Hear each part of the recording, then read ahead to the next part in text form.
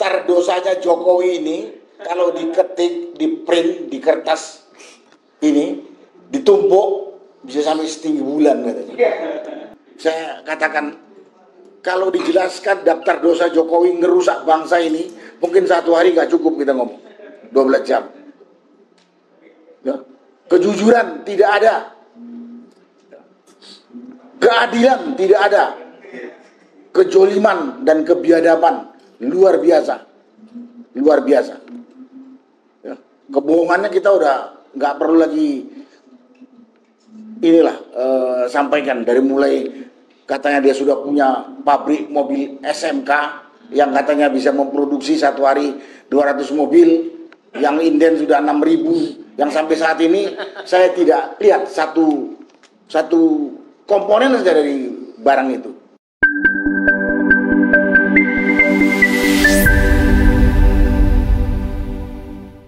Assalamualaikum warahmatullahi wabarakatuh. Waalaikumsalam warahmatullahi wabarakatuh. Salam sejahtera buat kita semua dan selamat siang.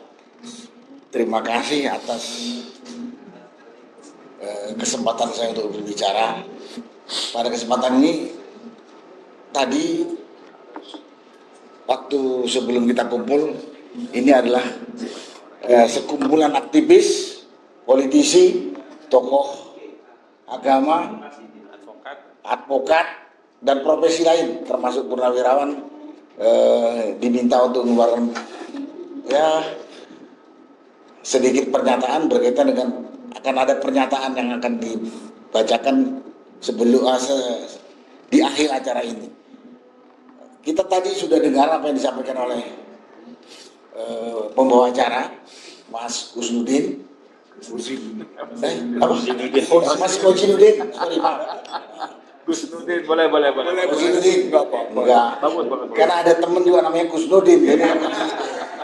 Tadi Mas Kusnudin udah katakan, daftar dosanya Jokowi ini kalau diketik, di print di kertas ini, ditumpuk bisa sampai setinggi bulan katanya.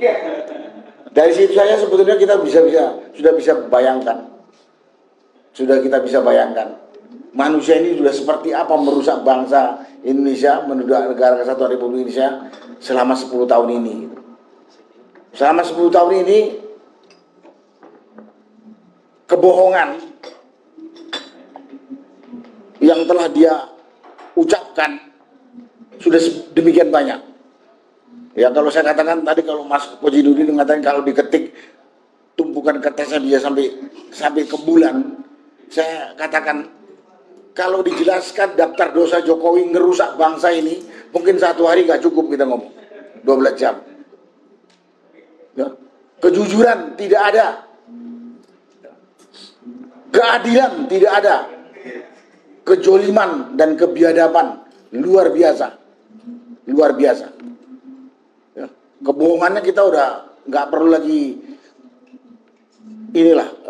sampaikan, dari mulai katanya dia sudah punya pabrik mobil SMK yang katanya bisa memproduksi satu hari 200 mobil, yang inden sudah 6.000, yang sampai saat ini saya tidak lihat satu komponen saja dari barang itu, dan lain-lain kebohongan. Dan lain-lain kebohongan, banyak sekali kebohongan itu. Dari katanya anaknya nggak tertarik di dunia politik, cukup bisnis kecil-kecilan dan lain sebagainya. Kemudian kejoliman. Nanti mungkin Mas Aziz Januar yang akan bisa jelaskan itu. Tapi saya ada di dalam kelompok itu waktu kasus pembunuhan di kilometer 50. Tapi menurut saya bukan itu saja. Kematian petugas KPPS yang 800-an lebih itu tidak ada pengusutan. Kasus Stadion Kanjuruhan di Malang yang lebih dari 130-an tidak ada pengusutan yang jelas.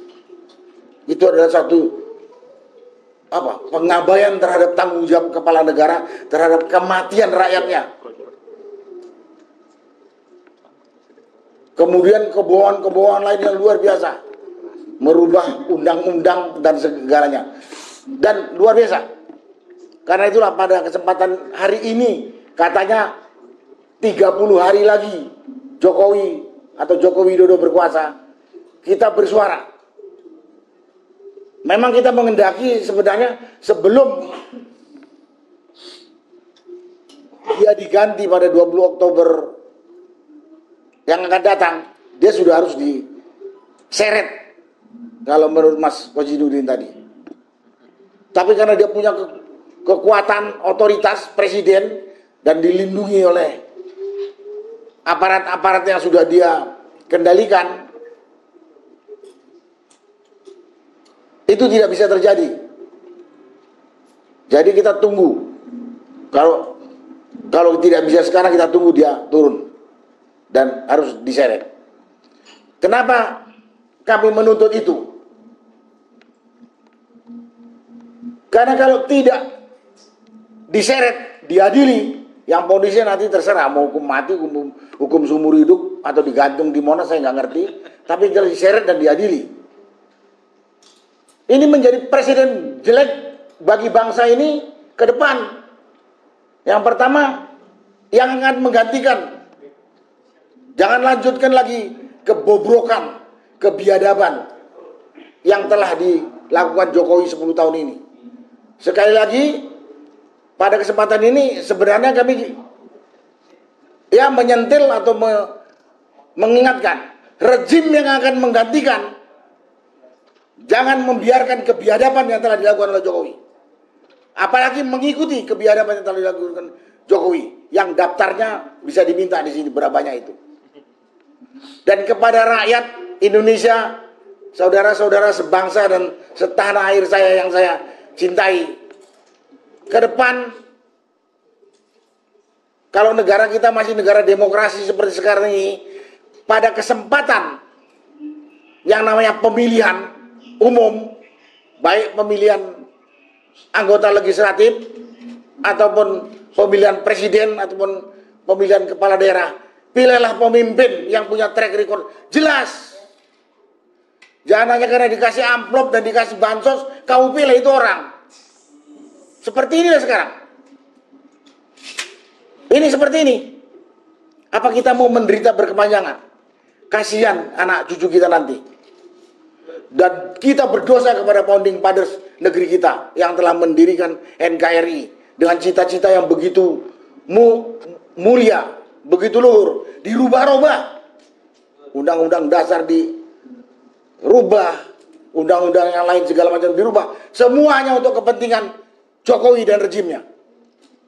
Dan pada kesempatan ini juga, ya para begundalnya Jokowi, tolong buka mata hati. Ada, kalau yang masih menjunjung tinggi Jokowi ini, silakan banding-bandingkan apa sih manfaatnya Jokowi 10 tahun dan apa mudaratnya Jokowi 10 tahun. Jadi pada kesempatan ini sebenarnya kalau saya diminta ngomong, intinya itu. Kepada penggantinya, nanti saya tidak tahu siapa penggantinya. Jangan ikutin ini, kebiadaban yang telah dilakukan Jokowi. Karena saya khawatir Indonesia itu NKRI ini pecah belah. Sekarang sudah terasa sekali. Saya sebagai bekas tentara, saya ingat di era Pak Harto itu, persatuan kerukunan yang namanya SARA itu sangat dijaga. Saat ini sengaja digunakan sebagai alat pemecah belah. Saya khawatir pecah beneran kita nanti. Khawatir pecah bener gitu. Itu intinya. Jadi kepada rejim berikutnya atau pemerintah berikutnya, jangan ikuti. Dan saya meminta usut kebiadaban Jokowi 10 tahun. Dan kepada saudara-saudara sebangsa dan setanah air, ini pelajaran kita 10 tahun. Ya, pelajaran kita 10 tahun dalam pemilu, baik pilpres, pemilihan legislatif, pemilihan kepala daerah. Janganlah kita memilih yang tampilannya sederhana, Ya, kayaknya tampilan sederhana pada penipu besar. Dan biadab lagi. Tampangnya culun tapi biadab. Nanti kita menyesal. Ya mudah-mudahan anak cucu kita nggak semenderita era kita yang ada di sini gitu. Dan memang tujuan kami bicara ini karena menghendaki anak cucu kita nanti atau generasi setelah kita ini nanti rukun, damai, sejahtera, kuat dan membanggakan negara kesatuan Republik Indonesia yang kaya raya ini.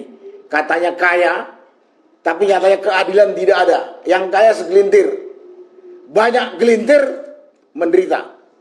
Saya sudah lihat di PIK. Rakyat itu hampir gak punya daya sama sekali menghadapi pengembang rakus dan pemerintah biadab ini.